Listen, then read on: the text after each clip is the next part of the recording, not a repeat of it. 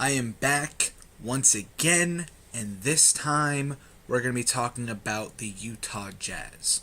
Now, looking at everything as a whole, the Utah Jazz are walking in as of right now with $16 million in cap. However, they also have a lot of non-guaranteed contracts. So, if it's me walking into this season, I'm going to honestly say Royce O'Neal, Georges Niang, and Raul Neto, all are on non-guaranteed contracts. I'm not guaranteeing them. They all can walk. Kyle Korver and Derek Favors both have non-guaranteed contracts as well. But looking at that, I would truly say, looking at everything, that I would try to waive them, but then offer them money to come back. So I'd say, we'll still give you incentives, we'll still do this, we'll still do that. Korver's probably not going to want to play much longer. He's 38, but I'd offer him, a couple $1 million to, come back and hang out for a little while. Because they also have Grayson Allen, so it'll work well. Now, looking at the season, by waiving everybody, by doing that, they currently have 16, almost 17 million, but by waiving everybody, they clear over $40 million.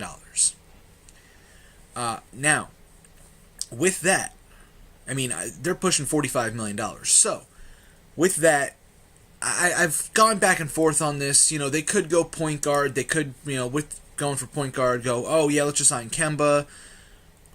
They could go for a small forward or a power forward or even another shooting guard and move Devin Mitchell down and say, let's just go for Jimmy Butler and just see what happens.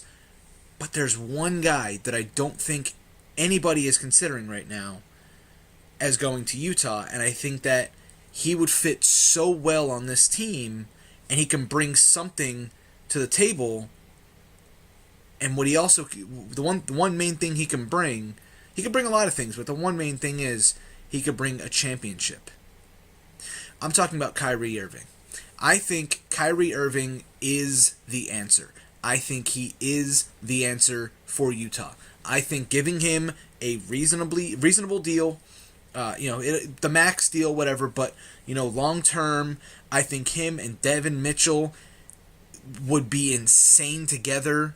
I think if they can get one more guy on a cheaper deal or still bring back Favors and have Favors and Gobert, in the middle, it would be insanity.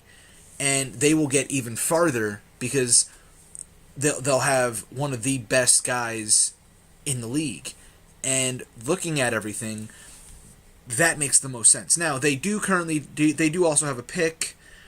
Looking at the picks currently and what they have and, all of that, I'm looking towards the idea of they need to draft a power forward. The one power forward to me, because he fits what they're doing. Now, I was thinking small forward. I would go for small forward or power forward. But I've narrowed it down to two, one of each one.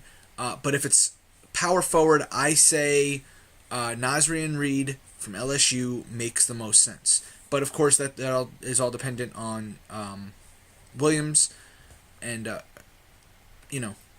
all depends on Derek Favors. If Derek Favors comes back, then maybe you don't need that power forward. But they're not going to know if Derek Favors is coming back until after the draft. They're not going to get a full guarantee from him.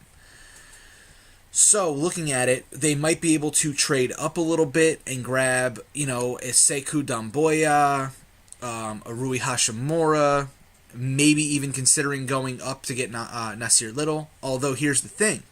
No one seems to realize this. Nasir Little is a great player.